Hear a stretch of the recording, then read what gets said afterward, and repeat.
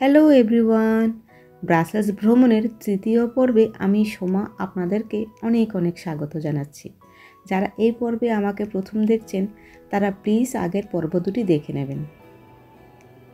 আগের পর্বে মন্দেস আর্ট পর্যন্ত আমরা দেখে নিয়েছি। আজ আমরা ওখান থেকে যাব রয়্যাল প্যালেসের দিকে।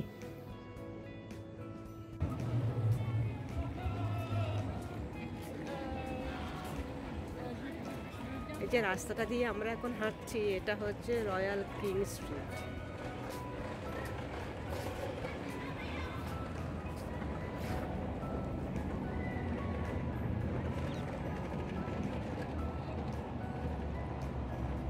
ওই যে দূরে বড় বড় গাছগুলো রয়েছে ওখানে রয়েছে কিংস গার্ডেন, আর এ হলো রয়্যাল প্যালেস।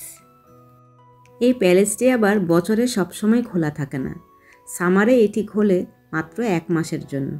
এই বছর জুলাইয়ের 23 তারিখ থেকে অগস্টের 28 তারিখ পর্যন্ত সকাল 10:30 থেকে বিকেল 5টা পর্যন্ত সর্বসাধারণের জন্য খোলা থাকবে একদম বিনামূল্যে।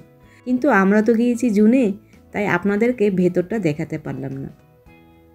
তবে রাজারানী কিন্তু এখন এখানে থাকেন না, ওনারা আসেন এখানে অফিসিয়াল কাজকর্ম করার জন্য। তো আমরা এখন আছি কিংস গার্ডেনে। রাজপ্রাসাদের একেবারে কাছেই রয়েছে এই বাগানটি। রাজা বলে কথা, তাই তো বলে হাতি সালে হাতি, ঘোড়া সালে ঘোড়া। আর বিনোদনের জন্য বাগান থেকে শুরু করে এই ওপেন অপেরা হাউস পর্যন্ত,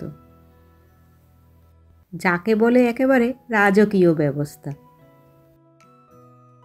দেখো গাছ পাখিটা ওখানে বসে কি করছে। মাম্মা হ্যাঁ, চুপি ওর ভিডিও করছো কেন? Very bad. আর এই যে আরেকজন আমার মেয়ে। আচ্ছা আপনারাই বলুন, আমি পাখির থেকে কি করে পারমিশন নিই ভিডিও তোলার জন্য? এক সময় রাজা আসতেন এই বাগানে হাওয়া খেতে। এখন আমরা এখানে একটু হাওয়া টাওয়া খেয়ে নিয়ে চললাম সেন্ট মাইকেল ও সেন্ট গুডালা ক্যাথিড্রালটি দেখতে।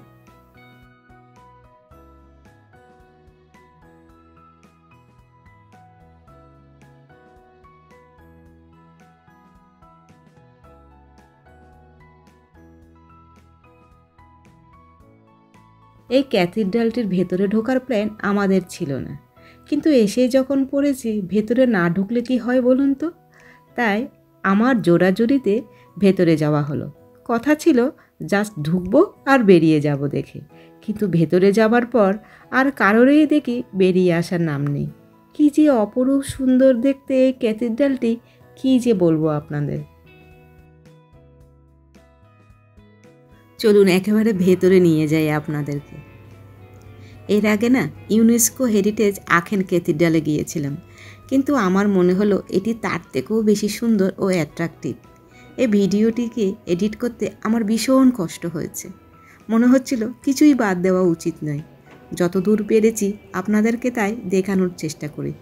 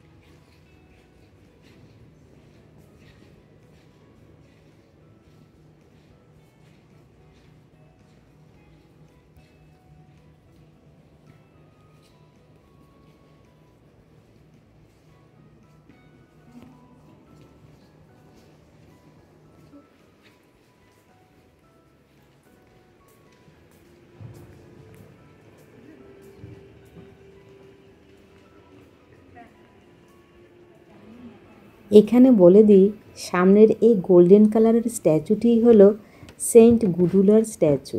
এনাকে এখানকার সবচেয়ে পবিত্র প্যাট্রিয়ন বলে মানা হয়।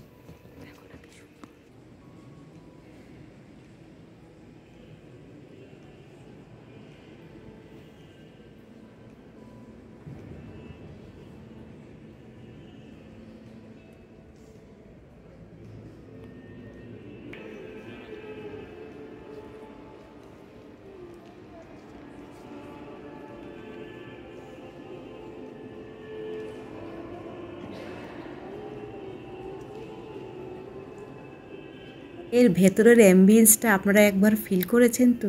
দেখেছেন কি অসাধারণ! এর আর্কিটেকচারটাও কিন্তু আমার দারুণ লেগেছে। চার্চের ভেতরের মিউজিক টোনটা আহা, একেবারে মন ভরিয়ে দিয়ে গেল।